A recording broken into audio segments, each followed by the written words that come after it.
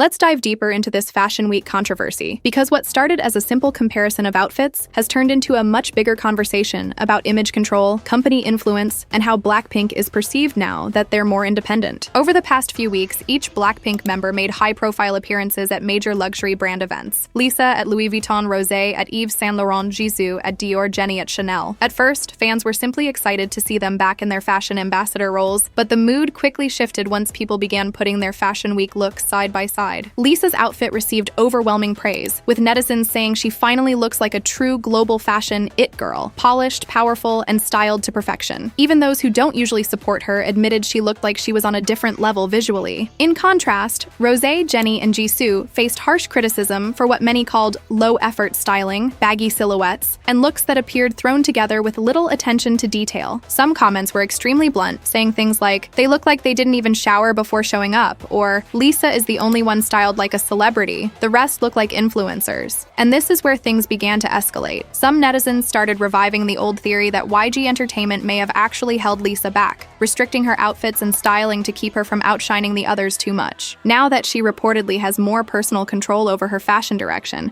and is no longer tied to YG's styling team, fans claim she looks noticeably more confident, experimental, and luxurious. On the flip side, others argue that this narrative is dangerous because it pushes a divide within the Blackpink fandom and fuels unnecessary comparison among the members. Fashion is subjective, and some fans believe this has turned into yet another excuse for people to drag the girls and spark a "who's better" war, especially between Lisa and the other members. Some fans say YG helped refine their image and that we're only seeing a shift because each member is now exploring personal identity through fashion, rather than following a strict company aesthetic. In other words, their styling looks different because they're finally dressing according to their own tastes, rather than one team's vision, which may feel inconsistent but is actually a sign of independence. So now the debate stands divided into two major opinions. Lisa was held back under YG and is finally thriving, proving she has always had massive star potential. This is just another fan war created over clothes, and the members are simply experimenting with their personal styles in a way that doesn't fit everyone's taste. At its core,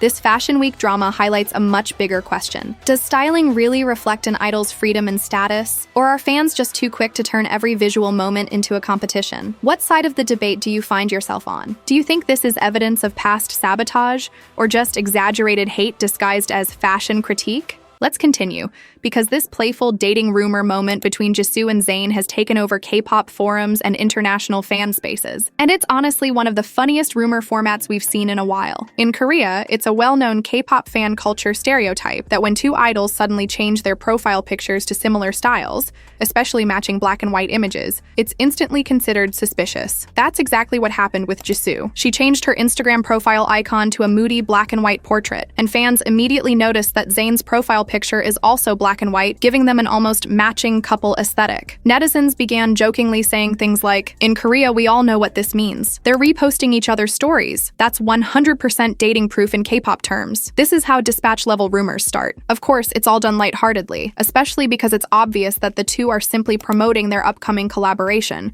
which has already generated huge buzz globally. Still, it shows how quickly K-pop rumor culture kicks in, even when it's clearly just a coincidence or marketing move. What makes this even funnier is that fans are embracing the joke, turning it into a fun moment rather than a toxic rumor. Instead of fighting, fans are laughing, making edits, and teasing that they're watching closely, like K-netizens do when they're about to declare a dating scandal over a matching emoji. And beyond the jokes, the collaboration itself has divided opinions. Some are beyond excited to see a global crossover like this, while others are skeptical. Still, with both of them hyping up the project on social media, the exposure is massive. So the real question is, are these dating hints just a marketing coincidence, or the best K-pop way ever to promote a collab? What do you think of this fun rumor cycle? Harmless fandom humor, or something that could easily spiral if taken too seriously? Let's continue by diving into this new debate involving Twice's upcoming performance at the Victoria's Secret fashion show, which has quickly become a hot topic due to comparisons with Blackpink's Lisa. On October 8th, it was officially announced that Twice would be taking the stage at the event later this month. While many praised the group for securing another powerful appearance on a major Western platform, it didn't take long for criticism to appear online, specifically pointing out the double standards compared to how Lisa was treated last year. When Lisa performed at the 2023 Victoria's Secret show, she faced heavy backlash, backlash, with many accusing her of seeking Western validation and even dragging in her rumored dating life at the time. Now, with Twice being celebrated for the same opportunity, some netizens feel there's a clear shift in narrative, and that Lisa's impact is being brushed aside. Online comments expressed frustration, saying things like, "When Lisa did it, she was dragged for weeks. Now another group does it, and suddenly it's all praise. Next time Lisa is the first to attend something major, stop discrediting her. These doors opened because she walked through them first." This has sparked a broader conversation about how certain idols get criticized for paving the way, only for others to receive applause later for similar moves. Many believe that Western stages like this are becoming more accessible to K-pop acts because of artists like Lisa, who took the initial backlash and still pushed forward. So, the debate now stands. Is the backlash linking Twice to Lisa unnecessary and just fueling fan wars? Or is it fair to acknowledge that Lisa was heavily criticized for something that is now being normalized and celebrated? Are you excited to see Twice on that stage? And do you think this comparison to Lisa needs to be discussed? Or is it being blown out of proportion? Let's now talk about something a bit lighter and honestly hilarious. ITZY's Chaeryeong accidentally caused one of the funniest unintentional moments of this comeback season, and fans are loving every second of it. During the rock and roll cheering guide video uploaded on ITZY Japan's official YouTube channel, fans noticed Chaeryeong briefly flashing both middle fingers at the camera. At first, she didn't seem to realize what she had done, until a split second later when the realization hit her and she went into full panic, shock, embarrassed idol mode. Wanting to address it directly, she later took to Bubble, saying, "Oh, the cheer guide video went up? It happened before I could even realize what I was doing. We worked on the video as we were wrapping up our schedule and we were going to go home after. So I couldn't ask that we go again for me. I felt bad and didn't want to be an inconvenience, which is the reason it's included in the video." She continued her apology in the most Chaeryeong way possible. "I'm so sorry, Midsies. I always pay attention to how I speak, so I'm not cursing or using bad words. I mean, I've been doing that since I was in 5th grade, so I'm really sorry, and thank you for thinking it's cute." And then she finished with the sweetest line that made fans melt. "My only wish for my fans is for them to only see and hear good things for the rest of their lives." Of course, fans instantly reassured her. Everyone knew it was just an innocent slip during filming, and honestly, it made her even more lovable. Her shocked reaction and wholesome follow-up message completely stole the spotlight, turning this into one of the funniest and most endearing idol moments recently. What do you think? The cutest accidental middle finger scandal in K-pop history. Let's now move into another developing situation, this time involving TXT's Huening. In the early hours of October 8th, an anonymous post began circulating online, accusing Huening of drinking all night in a private room with a woman. According to the post, he allegedly went out just a day after returning to Korea and supposedly stayed at the venue until morning, only leaving after all other customers had gone home before getting into a car with the woman. However, the rumor quickly took a different turn. Shortly after the accusations spread, some fans pointed out that the woman seen with Huening was actually his sister, Leah, and that she had reportedly gone live on TikTok to clarify that she met him that day, suggesting that what people claim to be a late-night date was simply siblings spending time together. Despite this, not everyone is convinced, and some netizens continue to speculate. But in the midst of all the debate, the biggest concern raised by fans wasn't the rumor itself, but the fact that a Sasaeng was clearly stalking him. Many fans expressed disgust and anger at the invasion of privacy, saying things like, "The only problematic thing here is that someone was tailing Huening. Never condone Sasaeng behavior. I don't believe anything that comes from Sasaengs. Some fans seriously need to stop crossing the line." With no official statement from the agency yet and the alleged TikTok live now circulating through screenshots and secondhand claims, the situation remains unclear. But one thing is obvious. The invasion of idols' private lives continues to be a huge issue in K-pop. What are your thoughts? Is this another case of baseless rumors fueled by Sasaeng behavior? Or do you think there's more to this story?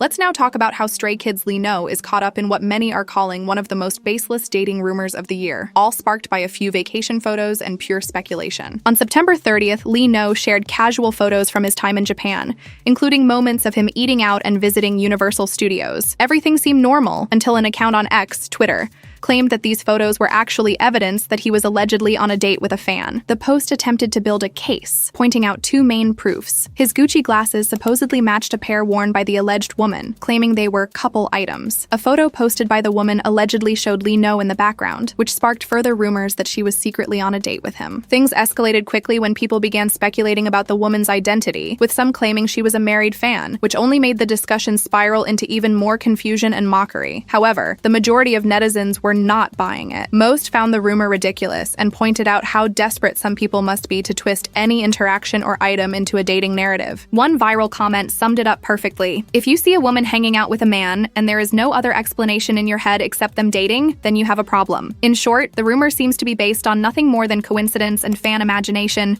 yet it still managed to trend online, once again raising questions about idol privacy and how easy it is for baseless rumors to spread. So what do you think? Is this evidence even worth being called a dating rumor at all? Or is it just another case of online overreach and forced narratives? Moving on, let's talk about a situation that has caused major concern among fans and netizens regarding idol privacy and safety. Zero Basion's Jang Tomorrow, X Together's Soobin, and Oneus's Keonhee were mobbed by large groups of fans while on what was supposed to be a private vacation in China. It all started when the three idols were seen at Incheon International Airport on October 8th, reportedly heading out together for a personal trip with friends, not an official schedule. While many thought it was nice to see idols maintaining close friendships across groups, the situation quickly turned sour. Once they landed in China, the idols were immediately surrounded by crowds of fans, with no security staff present at first. Videos and eyewitness accounts described the scene as chaotic and overwhelming, with fans pushing in close proximity just to get footage or pictures. Eventually, security personnel were brought in, but even then, fans continued to follow them all the way to their hotel, refusing to give them space. Things escalated when a fan threw a phone into the elevator in an attempt to capture footage or force an interaction. Soobin, who had just entered the elevator, threw the phone back out, clearly startled and uncomfortable. But moments later, as Jung stepped in, the phone made its way back inside the elevator again, showing just how invasive and desperate the situation had become. This kind of behavior has sparked a heated discussion online, with many netizens expressing anger toward sasaeng culture and questioning how this level of access was even possible, especially during what was supposed to be a personal, off-schedule trip. Fans are pointing out that being an idol shouldn't mean giving up all basic privacy and safety, especially when they are not on official duty. So what do you think? Do moments like this show how idol fan culture has crossed the line, or is this just an unfortunate consequence of fame that can't be avoided? Well, that's it for today's video. Thanks so much for watching. Don't forget to like, subscribe, and hit the notification bell to stay updated. See you in the next one! In the future.